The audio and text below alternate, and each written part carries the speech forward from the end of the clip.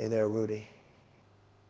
You know, Rudy, I was debriefed yesterday morning and learned about all the things that have been going on with this big, great country, this beautiful country.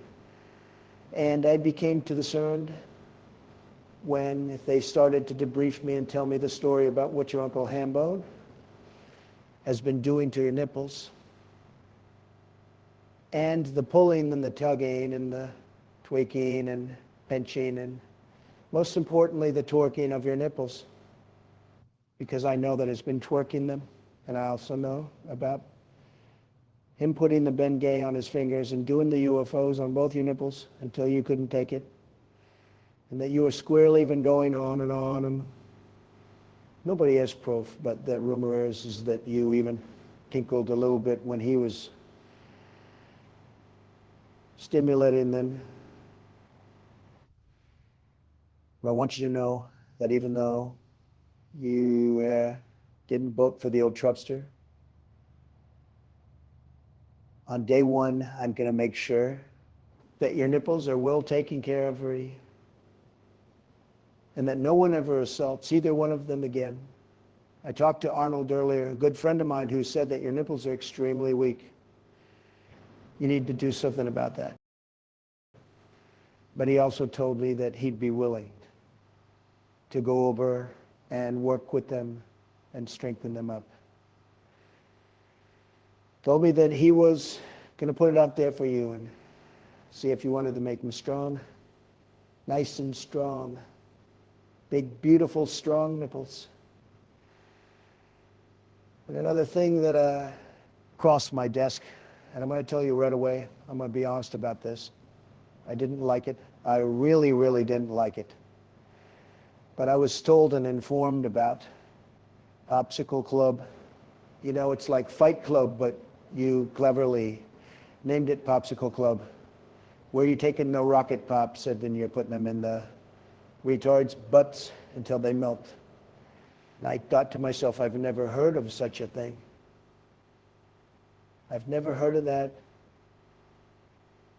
And only someone as sick as you would come up with something like that. You know, and I couldn't help but wonder if these poor little special ed kids walking around with melted rocket pops in their butts, if they were getting chafe rash from it being sticky in there and then them have to walk around, because probably nobody knows, I'm assuming it's a secret that you've kept. Very disappointing, Rudy. Let me tell you, together we're going to make your nipples great again. And I want you to know, Rudy, that I am giving you my word that on day one of my presidency, the first thing I'm going to do is I'm going to write an executive order barring the use of any more booby tassels on Chesler or Harry, because quite frankly, I think that that sounds like something that nobody in this world would want to see. Hairy boobies with the booby tassels on, that just doesn't seem like anything that anybody would ever want to see or be a part of. So I'm going to take care of that, get rid of that,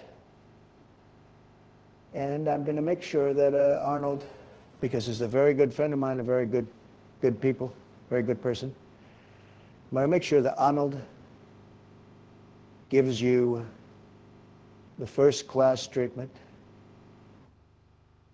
and that you get these nipples nice and strong, Rudy. I want them nice and strong. I don't like them weak. I don't like them flabby, sleepy. I want them to be nice and perky. And I'm going to make sure that Arnold does that for you. Isn't that right, Arnold? Hello, everybody. Hello, Donald. Hello, Rudy. I want you to know that I'm giving you my word that I will do the very best work, and I will put in maximum effort on both of Rudy's nipples. I'm going to make sure that they're nice and seasoned and that they're nice and stimulated. But Rudy, I need you to go and stretch them out. I don't want you to put any muscles in your pudgy little nipples. And then once you're ready and you're nice and warmed up and stressed out, I'll come over there and I'll turn the egg on both your nipples.